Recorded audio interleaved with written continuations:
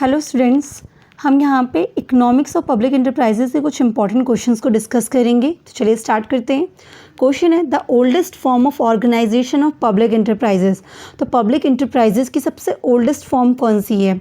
Statutory corporation, departmental corporation, government company, multinational companies, right. तो यहाँ पे देखिए इसका स्टैट्यूटरी कॉर्पोरेशन होता क्या है? स्टैट्यूटरी कॉर्पोरेशन होता है जो स्टेट ऑफ पार्लियामेंट मतलब एक्ट ऑफ पार्लियामेंट के थ्रू जिनका इनकॉर्पोरेशन होता है, राइट। तो वो सब स्टैट्यूटरी कॉर्पोरेशन में जाती हैं। गवर्नमेंट कंपनीज क्या होती हैं? गवर्नमेंट कंपनीज और स्टैट्यूटरी कॉर्पोरेशन अलग चीज़ें हैं। गवर्नमेंट कंपनी क्या होती है?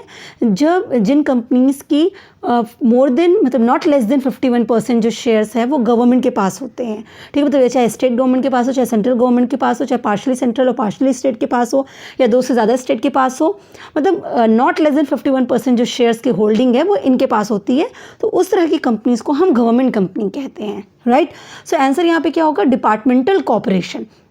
तो डिपार्टमेंटल कॉर्पोरेशन जो होती है वो सबसे ओल्डेस्ट फॉर्म है पब्लिक इंटरप्राइजेस की। अब ये डिपार्टमेंटल कॉर्पोरेशन या डिपार्टमेंटल अंडरटेकिंग बेसिकली क्या होती हैं? यहाँ पे जो भी बिजनेस एक्टिविटीज़ हैं वो उन अंडरटेकिंग के थ्रू की जाती है जिसका ओवरऑल कंट्रोल किसके पास होता है? गवर्नमेंट के डिपार्टमेंट के पास होता है। मतलब गवर्नमेंट के अलग अलग जो डिपार्टमेंट्स होते हैं, तो जो मिनिस्ट्रीज़ उनकी होती हैं उनके पास ओवरऑल कंट्रोल होता है इनका, तो वो डिपार्टमेंटल कॉर्पोरेशन हो गई, सबसे ओल्डेस्ट फॉर्म हो गई। नेक्स्ट क्वेश्चन देखते हैं, which one of the following is a statutory corporation. इनमें से कौन सा स्टैट्यूटरी कॉर्पोरेशन है?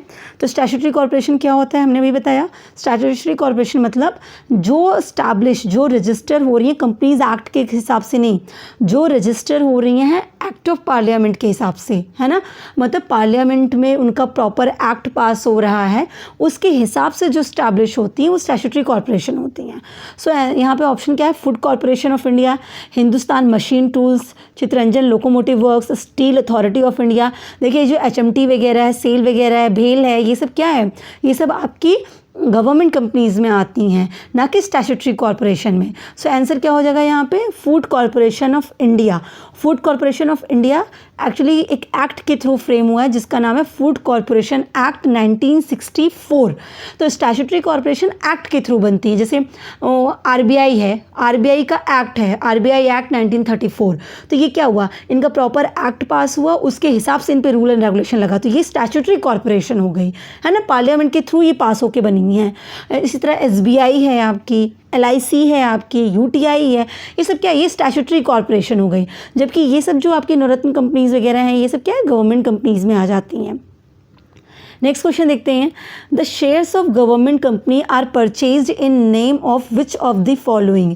तो जो गवर्नमेंट कंपनी के शेयर्स हैं वो परचेज किए जाते हैं किसके नाम से? इंडियन गवर्नमेंट के नाम से, प्रेसिडेंट ऑफ इंडिया के नाम से, chief minister of state where the head office of companies lies, या managing director of the company, right. तो जितनी भी गवर्नमेंट कंपनी, मैंने कहा ना गवर्नमेंट कंपनी क्या होती है? जहाँ पे नॉट लेस देन 51% की जो शेयर होल्डिंग है वो आपकी सेंट्रल गवर्नमेंट के पास हो, स्टेट गवर्नमेंट के पास हो, सेंट्रल और स्टेट दोनों के पास हो, इनमें से किसी के पास भी होती है तो हम उसको गवर्नमेंट कंपनी कहते हैं। तो वही पूछ रहा है कि हम उस केस में जो शेयर्स परचेज किए जाते हैं गवर्नमेंट कंपनी के वो किसके नाम से होंगे? So answer will be president of India, ठीक थी। या तो मतलब ये जो होते हैं गवर्नर ऑफ द स्टेट, या फिर मतलब अगर सेंट्रल के केस है तो प्रेसिडेंट हो जाता है, अदरवाइज जो गवर्नर होता है स्टेट का उसके उसमें होते हैं गवर्नर ऑफ द स्टेट होते हैं, राइट। एज अ केस में भी जो भी सिचुएशन रही हो, राइट। नेक्स्ट क्वेश्चन है, विच of the following is not a feature of departmental undertaking. इनमें से कौन सा डिपार्टमेंटल अंडरटेकिंग का फीचर नहीं है? ठीक है, फीचर्स नहीं है पूछा जा रहा है। तो separate legal entity, accountability to concern ministry, no functional autonomy और नो फाइनेंशियल ऑटोनॉमी। देखो पहली बात होती है फाइनेंशियल डिपार्टमेंटल अंडरटेकिंग होती क्या चीज़ है?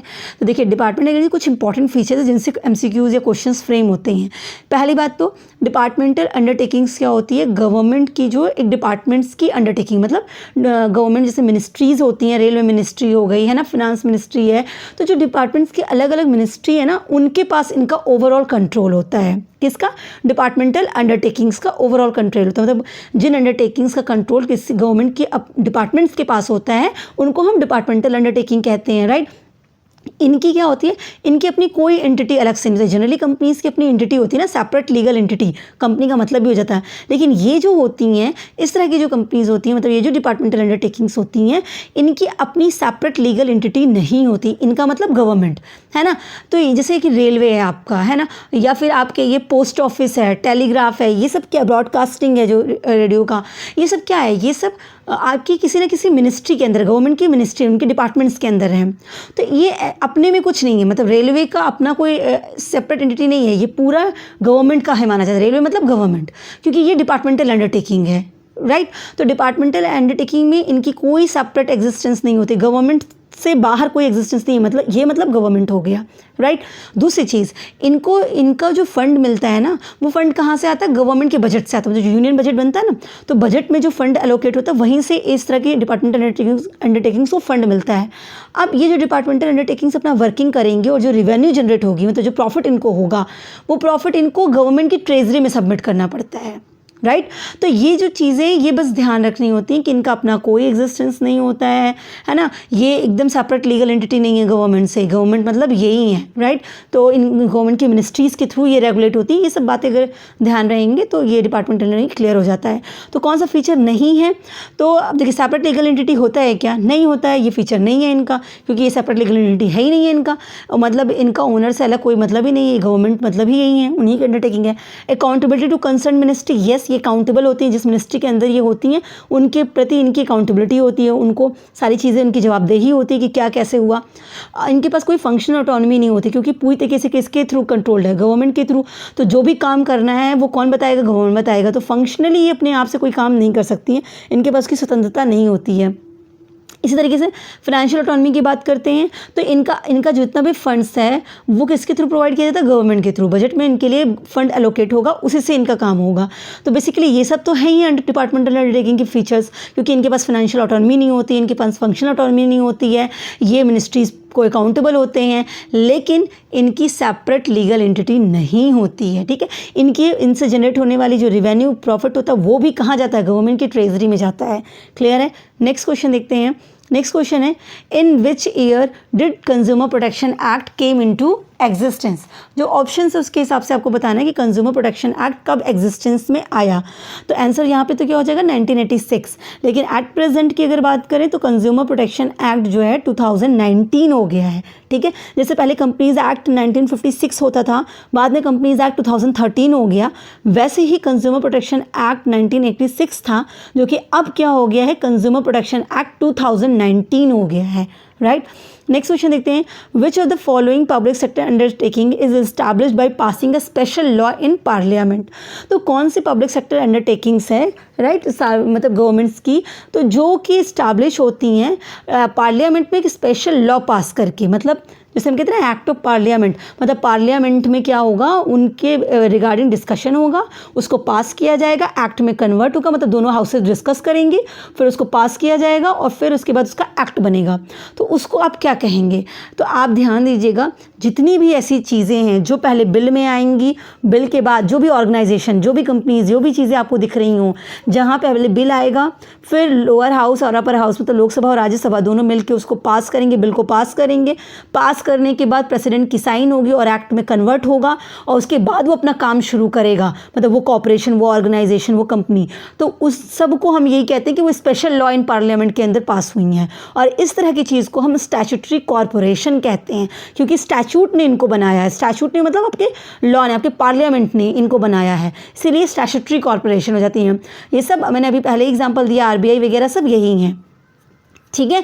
तो यहाँ पे आंसर हो जाएगा स्टैट्यूटरी कॉर्पोरेशन। और डिपार्टमेंटल अंडरटेकिंग नहीं, तो गवर्नमेंट की अपनी एक डिपार्टमेंट के अंदर जो आती हैं उनका काम हो गया, है ना। सोलो प्रोप्राइटरशिप में ऐसा होता नहीं, पार्टनरशिप आप जानते हैं, वो पार्टनरशिप एक्ट 1932 के हिसाब से हो गया। तो यहाँ पे statutory corporation is the right answer, ठीक है। नेक्स्ट क्वेश्चन देखते हैं, जैसे आरबीआई एक्ट 1934 मैंने पहले बताया, इसे ध्यान रखिएगा क्योंकि कई बार क्वेश्चन में यही पूछता है। देखिए नेक्स्ट क्वेश्चन ही है, reserve bank of India has set up as which type of public enterprises. So yes, that is statutory corporation. क्यों? क्योंकि आरबीआई एक्ट 1934 के अंदर स्टैब्लिश हुआ, एलआईसी 1956 के अंदर स्टैब्लिश हुआ, एसबीआई है आपका, इसी तरह सबके सब इसी तरीके से स्टैब्लिश हुए, यूटीआई वगैरह। तो ये सब स्टैट्यूटरी कॉर्पोरेशन हो गई।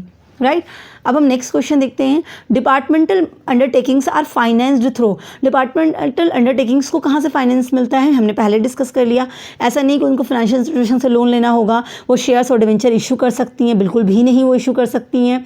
वो याद रखिएगा, डिपार्टमेंटल अंडरटेकिंग्स के पास बिल्कुल पावर नहीं कि वो पब्लिक से पैसे लें, है ना, वो पब्लिक से पैसे इकट्ठा करें, डिपॉजिट इकट्ठा करें, ऐसी पावर उनके पास है ही नहीं है। आपने कभी देखा है कि रेलवे आपका ऐसे करता है, रेलवे की मिनिस्ट्री होती है, और मिनिस्ट्री आप पता है कौन सी गवर्नमेंट के अंदर आती है ना, जब गवर्नमेंट जिसकी गवर्नमेंट बनती है वो मिनिस्ट्रीज़ एलोकेट कराते हैं कि किसको कौन सी मिनिस्ट्री मिलेगी। अब वो मिनिस्ट्री के अंदर सारा अंडरटेकिंग देखी जाती है, तो ये सब डिपार्टमेंट अंडरटेकिंग कहलाती हैं। तो इनको पैसा कहाँ से मिलेगा, बजटरी एलोकेशन होगा इनका, है ना, बजट से जो पैसे आएंगे उसी के बेसिस पे इनका होता है, एनुअल बजट भी जो बनता है उसी से इनका सारी चीज़ें होती हैं। ठीक है, नेक्स्ट क्वेश्चन देखते हैं, गवर्नमेंट कंपनीज रजिस्टर्ड अंडर, तो यस गवर्नमेंट कंपनी कहाँ पर रजिस्टर्ड होती हैं, गवर्नमेंट कंपनी का मतलब उनका रजिस्ट्रेशन कंपनीज एक्ट के अंदर हुआ है। अब यहाँ पे जो ऑप्शन है उसके हिसाब से कंपनीज एक्ट 1956 है, अदरवाइज कंपनीज एक्ट 2013 वहाँ पे मेंशन होगा। ठीक है, तो जो कंपनीज एक्ट 2013 या उसके प्रायर के एक्ट, जैसे कंपनीज एक्ट 1956, इसके प्रायर के एक्ट जो थे इनके अंदर रजिस्टर हुई हैं, उन कंपनीज में अगर उनके शेयर्स की जो होल्डिंग है वो मतलब एटलीस्ट 51%, मतलब कम से कम 51%, मतलब नॉट लेस देन 51% की जो शेयर होल्डिंग है वो कम से कम इतनी शेयर होल्डिंग तो किसके पास होनी चाहिए, सेंट्रल या स्टेट या दोनों को मिला के होनी चाहिए, या कोई सब्सिडरी जिसको इन्होंने होल्ड कर रखा हो, तो वो सब क्या कहलाती हैं, गवर्नमेंट कंपनी कहलाती हैं। ठीक है, 51% shares of paid up capital of government companies kept by home, आपको पता है अगर 51% जो गवर्नमेंट कंपनीज़ के जो 51% शेयर हैं पेड अप कैपिटल के, वो किसके थ्रू होल्ड किए जाएंगे, प्राइवेट कंपनी के थ्रू, कभी नहीं प्राइवेट कंपनी के थ्रू होंगे तो गवर्नमेंट कंपनी कैसे होंगे, अभी हमने इसका आंसर दिया। So answer is what, Indian government, right. Okay, next question हम देखते हैं, नेक्स्ट क्वेश्चन क्या है आपका, कि a district forum has jurisdiction to entertain a consumer complaints involving product value. ठीक है, एक डिस्ट्रिक्ट फोरम के पास मतलब कंज्यूमर की जो कंज्यूमर कंप्लेंट्स आती हैं तो उसमें कितने तक की वैल्यू की कंप्लेंट डिस्ट्रिक्ट फोरम में की जा सकती है, बेसिकली ये क्वेश्चन है। ठीक है, ऑप्शन देखा जाए तो जब उस ऑप्शन के इस ऑप्शन के हिसाब से अगर आप कहेंगे तो आप इसका आंसर होगा up to 20 lakh rupees, 20 lakh तक जो है डिस्ट्रिक्ट फोरम के अंदर था। लेकिन अब की अगर बात करें कंज्यूमर प्रोटेक्शन एक्ट 2019 के हिसाब से अगर बात करें तो पहली बात तो डिस्ट्रिक्ट फोरम अब डिस्ट्रिक्ट कमीशन बन चुका है। ठीक है, अब उसको डिस्ट्रिक्ट कमीशन बोलते हैं, और अब यहाँ पे डिस्ट्रिक्ट कमीशन में जो लिमिट दी गई है वो कितनी दी गई है, अप टू ₹1 करोड़ दी गई है। ध्यान से सुनिएगा, डिस्ट्रिक्ट कमीशन में कंज्यूमर प्रोटेक्शन एक्ट 2019 के हिसाब से जो अब लिमिट प्रोवाइड कर दी गई वो अप टू 1 करोड़ की दे दी गई है। अब उसके बाद अगर 1 करोड़ से ज़्यादा हो गया है ना, और 10 करोड़ के अंदर तक की आपकी कंप्लेन की वैल्यू है, तो उस केस में आप स्टेट काउंसिल को, स्टेट कमीशन को रिपोर्ट करेंगे, और 10 करोड़ से अबव है तो नेशनल में जाएंगे। ठीक है, तो डिस्ट्रिक्ट हो गया, सेंट्रल डिस्ट्रिक्ट, स्टेट और नेशनल, 3 हो गए, राइट। 1 करोड़ तक डिस्ट्रिक्ट में, 1 से 10 तक आप स्टेट में जाएंगे, और 10 करोड़ से अबव होते ही आप नेशनल लेवल पे चले जाएंगे। ठीक है, तो ये आपका इसमें यहाँ पे आंसर होता है।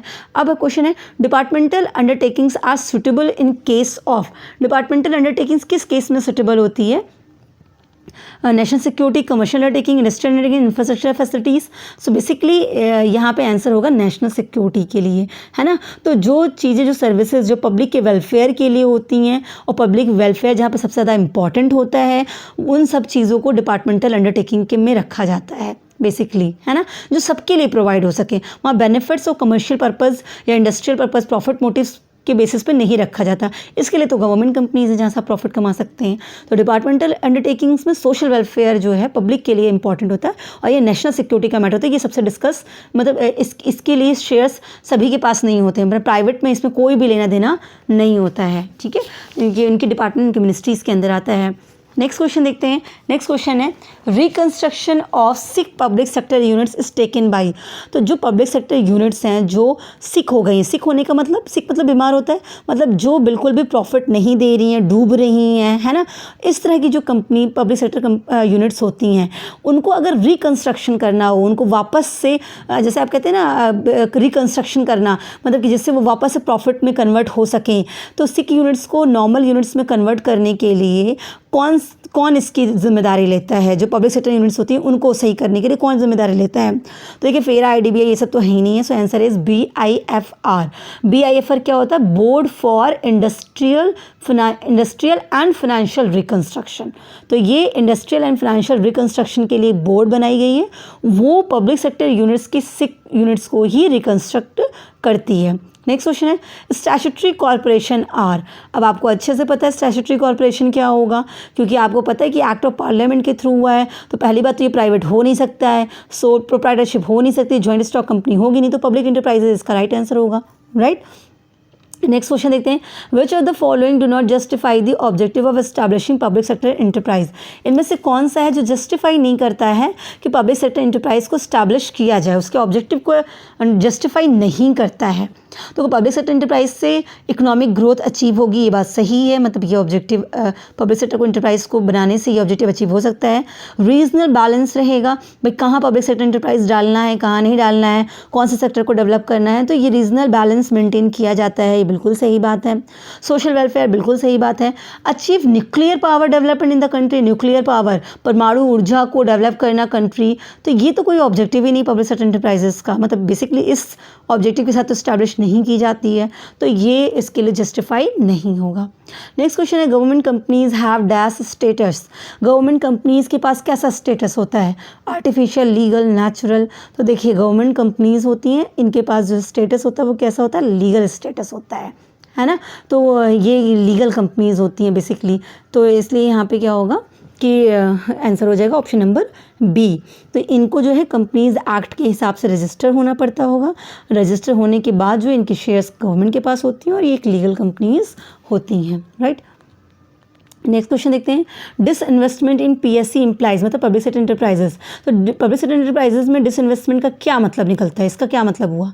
तो पब्लिक सेक्टर एंटरप्राइजेस का डिसइन्वेस्टमेंट करने का मतलब होता है कि जो उनके इक्विटी शेयर्स हैं उनको आप क्या कर रहे हो, सेल कर रहे हो। मतलब बेसिकली डिसइन्वेस्टमेंट क्या हो गया, process of selling equity shares of public sector to private sector और पब्लिक सेक्टर। तो हम जब पब्लिक सेक्टर के इक्विटी शेयर्स को सेल करते हैं, चाहे तो प्राइवेट सेक्टर को सेल करें चाहे तो पब्लिक सेक्टर को सेल करें, तो उस प्रोसेस को हम क्या कहते हैं, डिसइन्वेस्टमेंट करना। और ऐसा हम कब करते हैं, जब हमको दिखता है कि भाई अभी ये हमसे प्रॉफिट नहीं हो रहा है, इससे प्रॉफिट नहीं कमाई जा सकती है, हम बेटर अपॉर्चुनिटी पा सकते हैं अगर हमने किसी और के हाथों में इसको सौंप कर दिया। तो इस सब सिचुएशन में डिसइन्वेस्टमेंट गवर्नमेंट करती है पब्लिक सेक्टर इंटरप्राइजेस का, राइट। तो देखिए एक चीज़ मैं अभी यहाँ पे क्लियर कर दूँ, डिसइन्वेस्टमेंट का मतलब प्राइवेटाइजेशन ही है, या डिसइन्वेस्टमेंट मतलब प्राइवेटाइजेशन, ऐसा बिल्कुल भी नहीं है।